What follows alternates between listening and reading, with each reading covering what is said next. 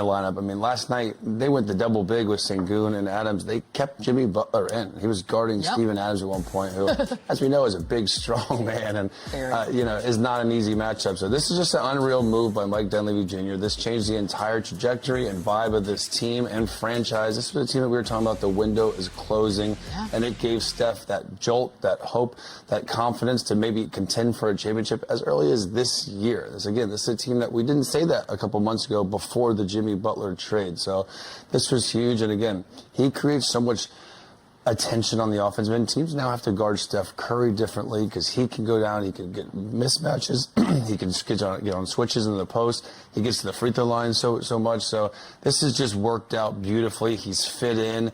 It just seems like all those issues, the personality issues, are all just gone. What was that? And this is great. He's one of the more tough, versatile players. Most people would be out right now with experiencing what he's doing, dealing with that back pain, with the pelvic. And he's just continuing to play through it, grind through it. And he made some huge plays last night to kind of seal this game. I know, Lou, there was a hug there with Jimmy and Steph after this game where it was just you could feel it through the screen. Like, this has literally changed whatever their window is basically overnight. Did you love seeing that? I loved it, and I love the way that they played. Even on a night that Steph Curry struggles, right? Like, you can throw the ball to Jimmy, you can rely on him. 12 for 12 from the free throw line, 7 for 11 from the field, and all of that is just bully ball. That's just him using his size, using his strength to get to the rim, get to the free throw line. They can't double him on the post. You double him on the post, you're leaving guys like Podziemski open, Buddy Hield, Steph Curry, some amazing shooters, one of the greatest shooters of all times in that list of guys. So now you got to guard him honestly in that mid post and in that post up area, and he's able to take advantage of it. And that's just on the offensive end. Defensively, when you pair him and Draymond on the defensive end, they're disruptive. They're going to be tough physical guys to be able to play through. Like, you can't just go through these guys. You got to score from the 3-point line. And so what that does is that limits your opportunities at the rim. That limits how much you can be able to get to the rim and be able to attack. And so, by all accounts, Jimmy, they've said it publicly, like, Jimmy, that trade saved their season. Bringing him in saved their season, and it changed the entire trajectory of what they were trying to accomplish and what they were trying to do. And games like last night is the reason why you do it. That's why he's so instrumental in what they're trying to do.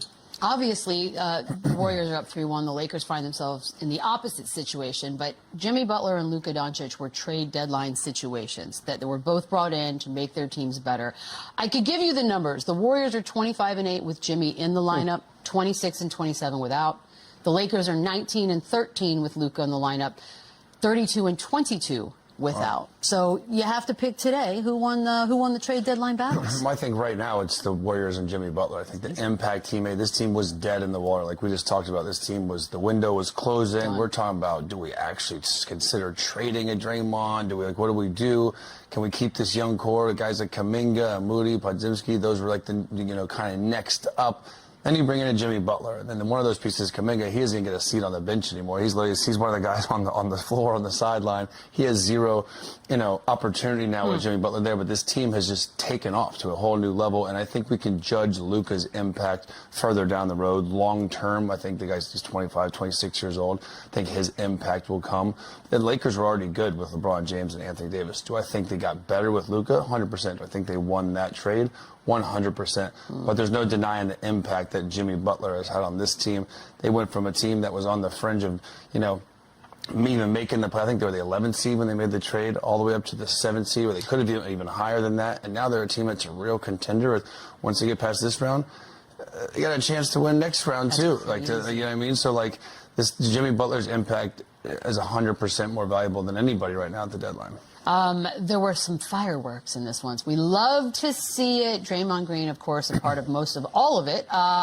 Almost got himself ejected in the second quarter. He didn't. 14 years he's been doing that. I got to ask, Lou, as far as instigators in the league go, is Draymond the top of the list?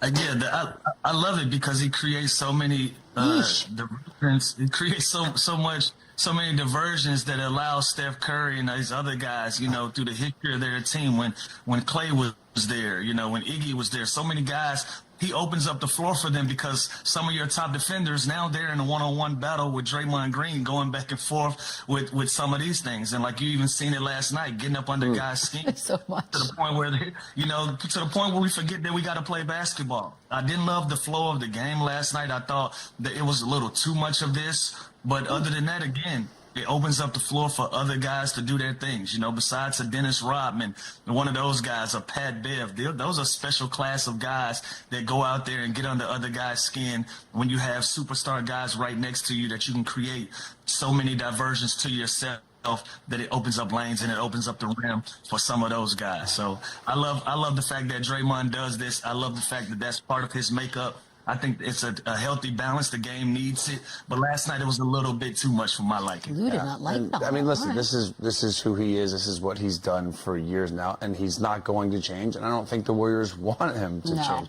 This is that fierce, competitive, mix it up, get in there, be physical, protect Steph Curry at all costs. And again, that's what he does.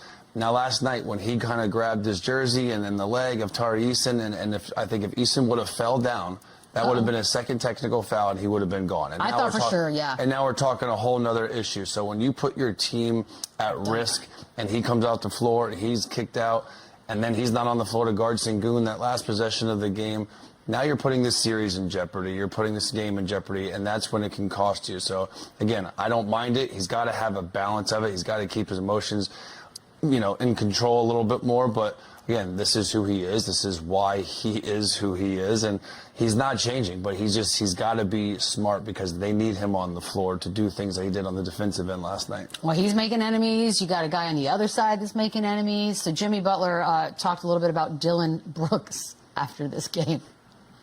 Jimmy, you and Dylan got into it. It looked like you guys were having fun. Like, took it back to the playground almost, it looked like. What was it like out there? And it looked like you guys were, like, going back and forth. Did you enjoy that element of the game? No, we're not having fun. You give me a break for this. I don't like Dillon Brooks, so we're never having fun. I'm a fierce competitor. He's a fierce competitor, but there ain't nothing fun about that. I mean, I love everything about this. Everything about this. And it's honest. Again, this is real. And again, they're competitive, and this is two of the more, agitating guys to play when it comes to Dillon Irritants. and Draymond. And they're not going to back down. This is who they are. This is what's made them. This is Dillon Brooks' calling in the league. This is Draymond Green. This is what he does. They are physical. They're going to talk trash. They're going to get in your face. And again, they're going at it. And this series is awesome. This series could be 3-1. The other way, it could easily be 2-2. So the series by no chance is over either. So it's going to continue to happen. Again, I'm with Lou. I think this got a little bit out of hand. It kind of slows down. Reggie Miller last night kept saying, there's no rhythm to this game.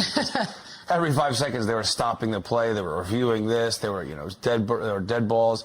So it's fun. I think it's great. Again, this is what makes playoff basketball so much different than the regular season. But yeah, these are two of the more physical guys that are going to continue to compete. It's just funny though, because like Draymond is pretty hateable, Dillon is pretty hateable. Like it's they've got one on each side. I think it's very even. Not every series gets the evenness that we're getting. You see the sarcasm through the screen. Like, no, they weren't having fun. That's what I'm saying.